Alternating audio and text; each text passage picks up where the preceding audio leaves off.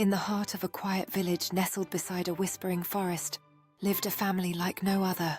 They were the Nagas, a family of snakes who had lived among the humans for generations, their true nature hidden beneath a veil of magic. The eldest daughter Suri was as beautiful as she was cunning.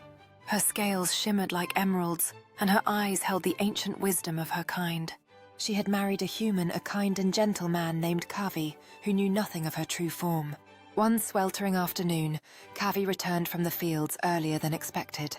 He found their home unusually quiet, and a strange, musky scent hung in the air. He called out for Suri, but there was no answer. Following the scent, he pushed open the door to their bedroom.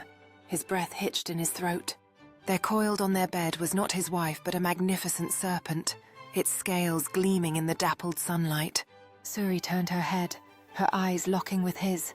A sigh escaped her, and the magic that held her human form together dissolved. Before Kavi's eyes, the serpent transformed scales, receding limbs forming, until Suri stood before him, her eyes filled with a mixture of fear and sorrow.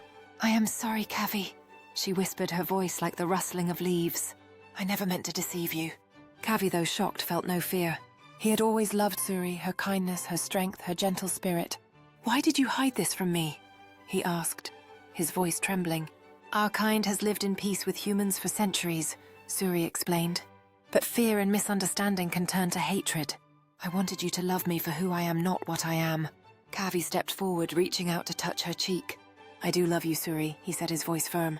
"And I always will." From that day on, the secret of the Nagas was out in the open. The villagers, though initially wary, saw that Suri and her family were kind and gentle, and they accepted them as their own. And Suri and Kavi lived happily ever after, their love a bridge between two worlds.